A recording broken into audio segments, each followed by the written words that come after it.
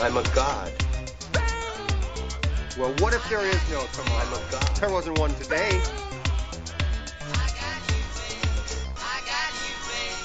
Hello, and welcome to another episode of It's Time to Rewind, a podcast stuck in its own time loop right along with the movies we discuss.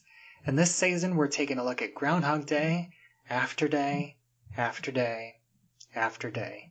I'm your host, Bubba Wheat from Flights, Tights, and Movie Nights, and in this episode, we're discussing Phil's 31st Groundhog Day that starts at 78 minutes and 31 seconds with Phil sculpting an angel out of ice, and ends at 78 minutes and 57 seconds with Rita asking Larry if he knew Phil could ice sculpt.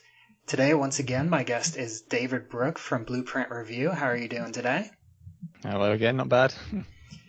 So this takes a very sharp left turn. Yeah. And out of nowhere, Phil is suddenly a master ice sculptor. Yeah.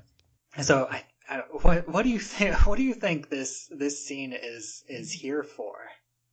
I don't know. I don't know if it's just breaking things up a bit for the piano teaching, or it's just kind of showing in general him bettering himself and learning art. It's kind of a great way of self-improvement, really, and not just in terms of education, but I think as another level to it from just kind of learning more about history or something. It has that creative impulse that to me, I don't know, being a bit of an artist, I guess I'm quite biased, but it has a lot of life-changing benefits. I think it kind of shows him becoming comfortable with himself and expressing himself, and it's just got kind of another level to it, I guess, than just learning about everyone in town or just being nice to people. I don't know. It's kind of another element, but it is out there. It is quite.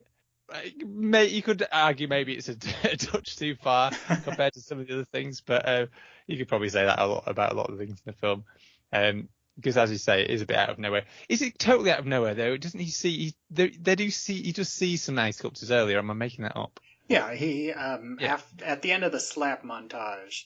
After his last slap, he sadly walks past a row of groundhog ice sculptures. Yeah, I guess that does sow the seed, and it also I think with that scene, because again from previous viewings, when you've not seen the film for a while, you kind of think back to it, and I can remember the ice sculpting bit, and it did use it when you think about it, it kind of bothers me. Like, it's like, where would he get all this stuff from? But again, showing that there is ice sculpting going on in town that day, it makes it less far-fetched in terms of there is somewhere there with the tools and with the ice, because just getting those giant blocks of ice to work with is more difficult than you think. You don't just pick it up, and it's not just like a snowball. You can just form it. So it helps it make sense. But yeah, it is a peculiar one, but I kind of like it. I think it's kind of over the top nature. It is kind of adds it turns it into a little bit of a gag, I think, really, because it is kind of a bit OTT. So no, I kind of like it, even if it's maybe one of the more ridiculous elements of the film. And one thing that I do kind of love about this is that it is clearly Bill Murray in this scene. Like, it's Bill Murray wielding the chainsaw. He's making actual cuts to the ice sculpture in front of him. Though he's cutting at the bottom, so he's not, which is a bit less important. Yeah, it's exactly messier at the bottom. Mm. And he does get the one, the little carve with the hand tool at the very end as well. Oh yeah. And it's I do quite like it. It's quite a nice shot at the beginning. I was watching it again now. It's got a nice kind of the camera kind of curves around. It's quite a nice little like a reveal, because you just see you just see like the ice at the bottom, which is just very blocky, and then as it comes around, you see this figure of I'm sure it's Rita as an angel. And then the real Rita is just framed right behind her. And it's a tricky shot to pull off, because as I say, they kind of they're dollying round and then tilting up, and there's a lot going on. They've got to land just right so you can see Andy McDowell and I'm so rubbish with names in films, but the Chris two, Elliott. Chris Elliott, that's it. Framed just right on the right hand side, just right there. It is a tricky shot to pull off. So it probably took Bill Murray probably had quite a few slashes at that at the bottom of that statue whilst they're trying to get it right. Yeah, and one other character that I want to point out because another podcast that I listened to that covered this movie minute by minute is Groundhog Minute, and they kind of fell in love with this background extra that they called him the Fringe Cowboy, which he's standing just to the right of the ice sculpture. Oh yeah. And as I was doing research on this, on this day, the ice sculptures were actually all made by a guy named Randy Rupert, and he was an ice sculptor because he actually made ice sculptures for Punxsutawney for the Groundhog celebration every year. Wow. He did that for 19 years, and then he recently switched to wood carving in 2008, and he has a shop he's still located in Punxsutawney, and it's called Wizard's Workshop. And now he makes wood sculptures of groundhogs that he sells in Punxsutawney each year for the Groundhog's Day Festival. And I found a picture of him, and it's very difficult to tell because he doesn't have a very big online presence. Like, the only interview that I could find about him was because in 2017, he actually made a giant wood sculpture of Donald Trump. And that caught the attention of Donald Trump Jr. And so that he made the news, and, he did like one interview with them about that sculpture. And he's kind of an odd character, but the only picture I could find looks like he could potentially be that guy in the Fringe Cowboy suit.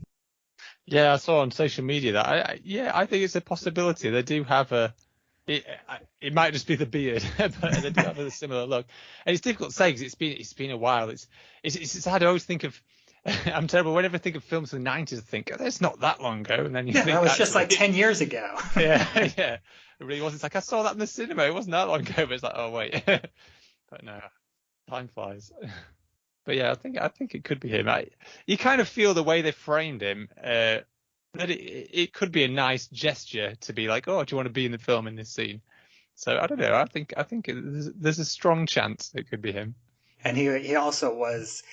You can see him. Like, I didn't see him, but I remember the Groundhog Minute guys. They mention him. He's also in the crowd scene at Gobbler's Knob. Oh, okay. So you can see him there as well if you look for him, which I do think that's an interesting bit of trivia if in fact I am right and that is the same guy. Mm.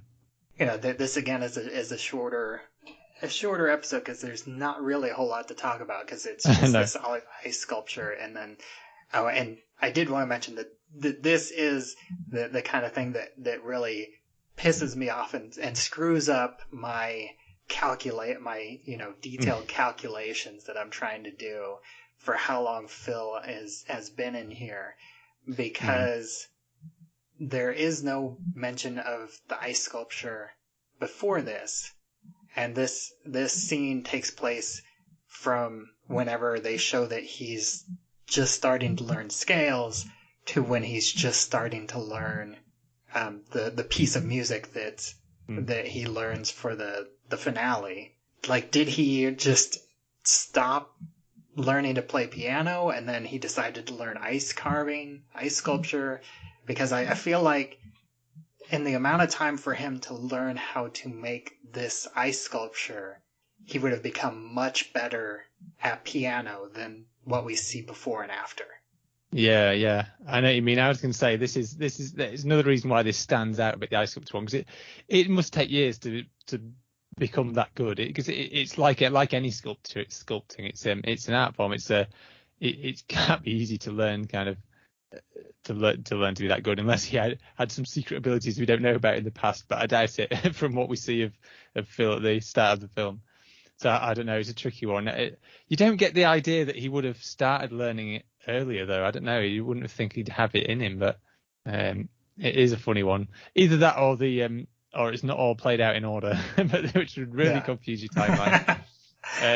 The other possibility is that somebody else did the majority of the sculpture, and then he just came in at the end and is just kind of doing like he got to do the base, and because the base is the messy part, and somebody else did the top half, and then Larry and Rita just showed up.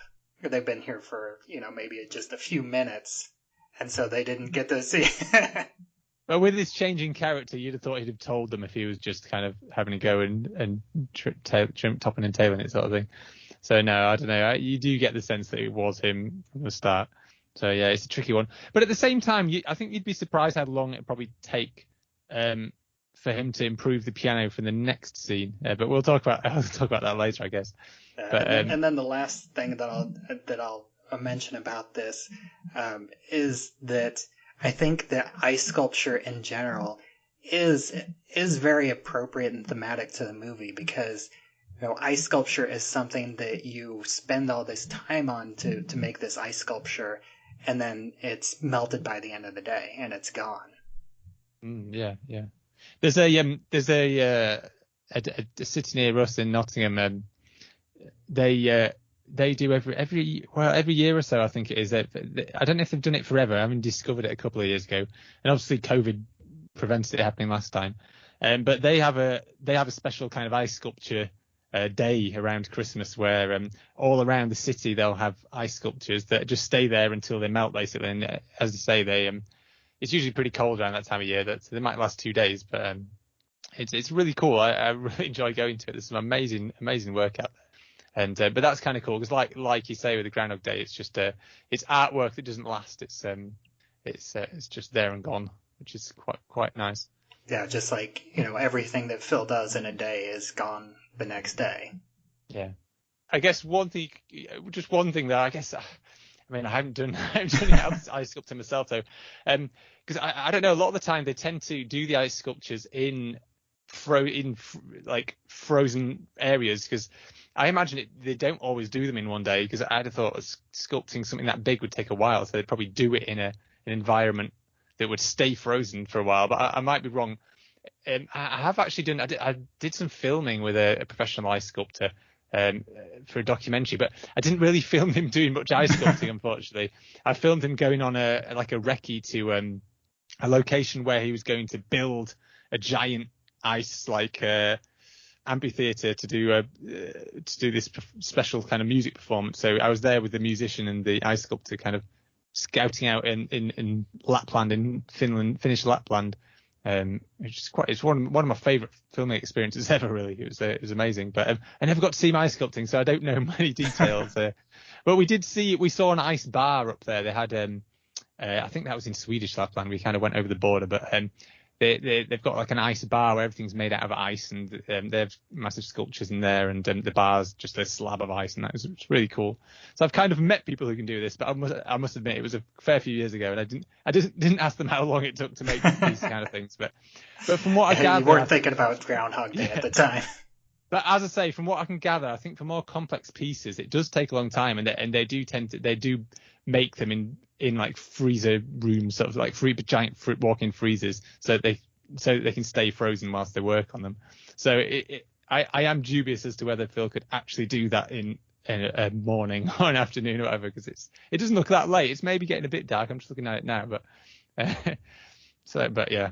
Yeah, I do think the pieces of that side, like it's usually the giant ones that take a lot of time. I did just very basic research on this specific thing, because I kind of fell down the rabbit hole of looking up the guy himself, Randy Rupert. But I was trying to find a little bit about like ice sculpture competitions, and the bigger ones, yeah, they are like multiple day attractions, and like there's the big ice castles that are there, and kind of the coldest parts of the country, and they're there for weeks or months. because it stays cold enough for Yeah, them it's to cold enough, survive. But these smaller ones, they're usually, or I would imagine that they're just done. It takes just a few hours to sculpt them. Yeah, I guess so. I mean, you were talking about wood as well. I must admit, I've seen it some like country shows where they've got a log and just chainsawed that into a statue, and the pros can do that pretty quickly, I guess. Yeah. Although this one does look quite elaborate, but I don't know. Well, that's all I have for this day. Yet again, I'd like to thank you for joining me today. And if you go ahead and take a minute to remind everybody where they can find you online. Yeah, well, I run and write for blueprintreview.co.uk, where we review mainly boutique Blu-rays, all your Criterions and Arrow and Eureka and Indicator and all that kind of stuff. So yeah, check it out.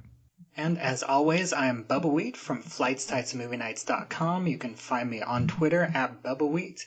You can find this show, It's Time to Rewind, on Anchor.fm, as well as anywhere else you listen to podcasts. And you can join our Facebook group, It's Time to Rewind, a time loop group, where you can discuss episodes as they come out. And, for the rest of the time, I'm going to just chisel out an ice cube and make a tiny groundhog to put in my drink.